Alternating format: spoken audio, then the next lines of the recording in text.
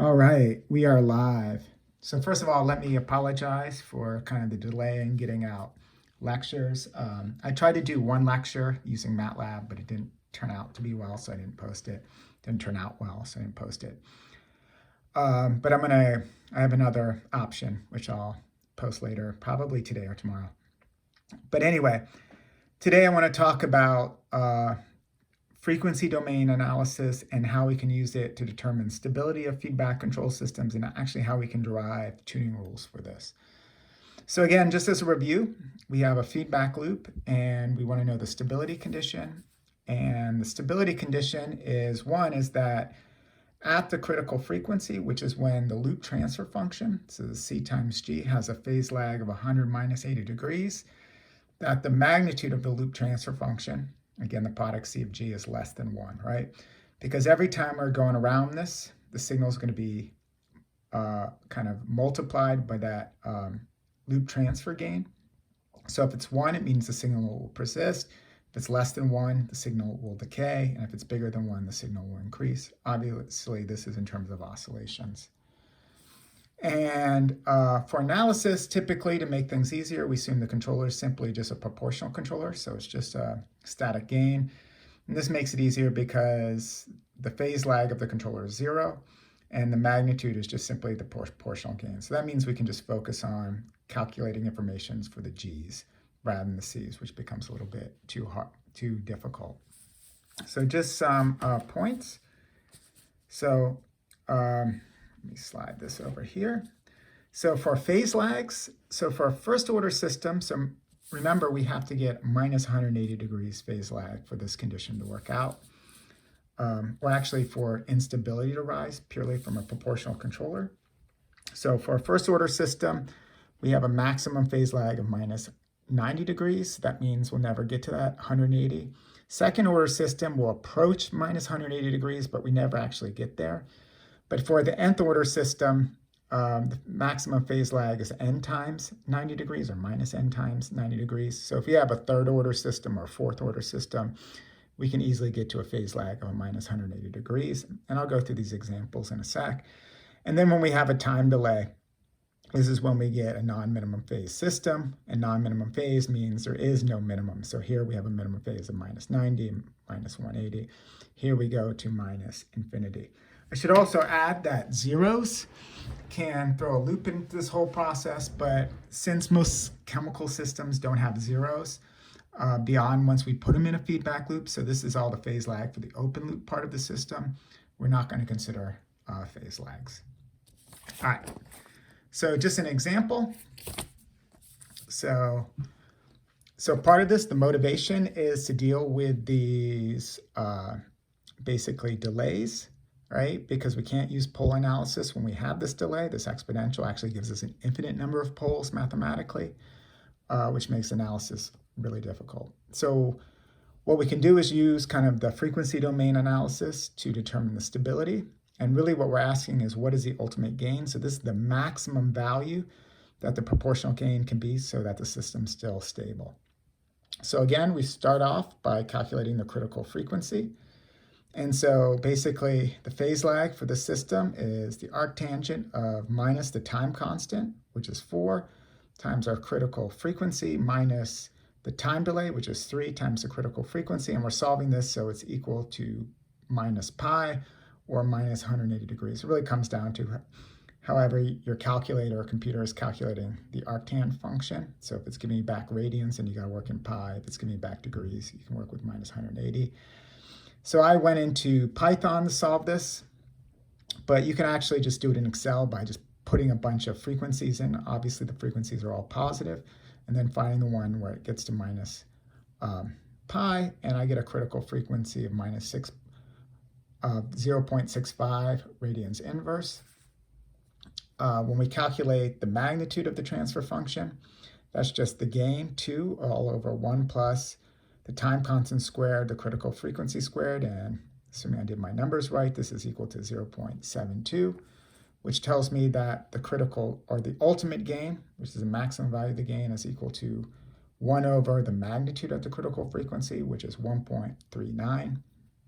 And so our stability condition is that any proportional gain has to be less than this ultimate gain, which in our case is 1.39. So if we pick the gain of 1 or a half, we'll be stable. But if we pick the gain as 2, then we're going to be unstable. Now, obviously, this is going to be in terms of matching the signs of the gain. So in general, the sign of our controller gain should always be equal to the sign of the transfer function gain. So I've been a little bit haphazard by making sure the signs all work out here, or carrying through the signs. So give you another example. So here's an example of a system where the stability criteria, there is actually no ultimate gain. So if we have a first order system, G is equal to K over tau S plus 1. My claim was that the maximum phase lag is bigger than minus 90 degrees, which of course tells us that our ultimate gain is infinity, right? Because we can never get to minus 180 degrees. That means proportional control cannot destabilize this loop. And again, this is assuming that we have the sign condition worked out, that the sign of Ku is the same sign as K. And we're just basically, everything I'm assuming is that K is positive from here on out. So to do pole analysis, rather than doing GC 1 plus GC and kind of solving for the poles, it's actually easier just to take the denominator function and set it equal to 0. So that's 1 plus GC, and our C here is K of U. So again, our C is K of U because we're trying to determine the ultimate gain, right? And if I plug in G, I get 1 plus KKU over tau S plus 1 equal to 0. And then I clear this up and I get tau S plus 1 plus KKU is equal to 0. And when I solve for S, I get S is equal to minus 1 plus KKU all over tau. So my condition here for having a negative pole, so my condition is I want this whole quantity to be less than 0, is basically that 1 plus KKU is positive, or that KKU is bigger than minus 1. And what you can see is that if K and KU have the same sign, then this condition is always satisfied. So basically, we can pick as large as a proportional gain as we want with a first order system. Same idea applies with a second order system. So here we have K over tau squared S squared plus 2 chi tau S plus 1. So here I'm just using the general form for a second order system.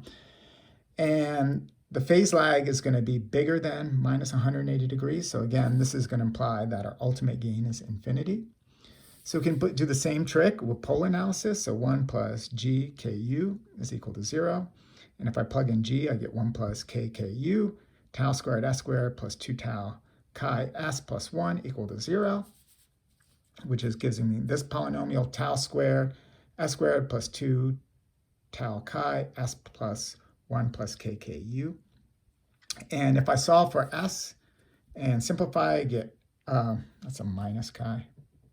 So that's minus chi plus or minus square root of chi squared minus 1 plus KKU all over 2 tau. Since chi is positive and tau is positive, basically what we're saying the condition for stability here is that 1 plus KKU is bigger than 0. Another thing I should mention is there's a kind of classic rule that if you have a second order polynomial, if all the coefficients are positive, then the roots are always going to be negative, or the real parts of the roots are going to be negative. So when I say 1 plus KKU bigger than 0, that's basically saying KKU is bigger than minus 1. And again, this is always satisfied if K and your proportional gain have the same sign. And basically this means we can pick KU as big as we possibly want because we don't have any kind of constraint on it. We don't have an upper bound on it. We only have a lower bound, which is basically the same sign. Actually, it can be opposite sign if the opposite sign's not too different or not too big, right? That's the minus 1 part. So like imagine K is 1, then we could always pick KU is equal to minus half and we'd still satisfy this relationship. But in general, you want your controller gain the same sign as your proportional gain. Otherwise, the controller is basically fighting against the system. All right. So let's do a system without a time delay. It gives us a constraint. So if we have G is equal to 1 over S plus 1 cubed, right? So we have a third order system. Now, when you analyze this, we can think about this as the product of 3 first order transfer functions. And I already gave you the formulas for the magnitudes and phase lags for first order system. And so again, the magnitude is just the product of the individual magnitudes and the phase lag is just the sum of the phase lags for each system. So our phase lag is 3, right? I have 3 first order systems, and then I have the phase lag for a first order system with a time constant of 1, which is minus omega. And when I solve this equal to minus pi, I set this equal to minus pi. That's the equation I'm looking for, and I get my critical frequency is 1.73. And again, I just solved this using the fsolve command in Python, but any numerical solver will get you this answer. And again, you can just iterate values to get close to the value. So our magnitude of our transfer function, let's pull it down here, is just the product of the 3 for a first order system. So the formula for one system, a first order system, is 1 over the square root of 1 plus tau squared, which in our case is 1, omega critical squared. And then we take this and take it to the power of 3. And when we plug in the numbers, we get 0.125. And when I invert this, I get that my proportional gain is equal to 8. And so what that tells me is that this system, 1 over s plus 1 cubed, as long as our proportional gain is less than 8, we're going to be stable. So here we have that upper bound. I didn't do the lower bound. In this case, the lower bound would be bigger than 0. So with that in mind, we're now going to come into a very kind of important tuning rule. And this is kind of based on frequency analysis, and this is what's known as the Ziegler-Nichols tuning rule. And this is an empirical rule, but I'm going to do this analytically to derive it, but you could actually do this experimentally, and we'll have an exercise later where we'll do this kind of experimentally. So the approach is using proportional control only. We're going to actually experimentally determine the ultimate gain. And the basic idea is you increase that proportional gain until the loop oscillates. And once it's stably oscillating, basically you've determined the ultimate gain. So it's kind of an experimental approach for determining the ultimate gain. So the idea is your loop is stably oscillating, right? So here we have K of C equal to our ultimate gain. So that's kind of the stable oscillations. And then we're interested in one other parameter, which is the period of these oscillations, because based on that period, we can derive a tuning rule. And so kind of the first tuning rule is P-only control. So if our ultimate gain is giving us stable oscillations, the idea here is let's just back off a half, and that should give us damped oscillations. And so what this will typically give you is a response that you'll have kind of damped oscillations, right? Because if Ku is the maximum value, let's just set it equal to a half the maximum value. And for a PI controller, we're going to set our gain equal to 0.45, the ultimate gain, and our integral time equal to the period of these oscillations divided by 1.2. I should emphasize that there's lots of different rules based on this kind of oscillation setup where you kind of experimentally get the system to oscillate. This is one set of rules. This is Ziegler-Nichols, and basically they just kind of guesstimated these. They kind of played around with different rules. I tried to see once if there was actually a kind of a first principle derivation for this, but I was not successful in determining it. But if you read the original paper, basically, they just played around with different formulas until they got something that gave pretty good performance. But I should emphasize that there's lots of different variants to Ziegler-Nichols. There's Cohen-Kuhn, there's hundreds of papers on this. And this is just the first one that kind of illustrated this concept. So we can do this on an example. So let's do our example. G is 5 over e to the minus 3s over 2s plus 1. So again, the first thing is to calculate the critical frequency. I'm not putting out the formula, I just solved it. And in this case, it's 0.72. Now the period of the oscillation, so the critical frequency is telling us, what is the frequency of the oscillations when the system is oscillating with 100 minus 80 degrees phase lag, which means it's stably oscillating in a loop. And so that's 0.72. And so that means our period is 2 pi over mega critical, which in this case is 8.7. And then I can calculate the magnitude of G, which is 2.84 at the critical frequency of 0.72 radians inverse. And our K of U is equal to 0.35. And so for our P controller, we're just going to set our gain equal to a half of 0.35, which is 0.175. And for PI control, our proportional gain is equal to 0.45 times the ultimate gain, which is 0.16. And our integral time is the period of our oscillations, which in this case is 8.7. So it's 8.7 divided by 1.2, which is equal to 7.25. So these would be your controller settings that you would experimentally determine if you get the system to oscillate and you knew what the period is and you knew what the ultimate gain is. So I should emphasize that this is normally done experimentally, but we can also do this analytically using these formulas.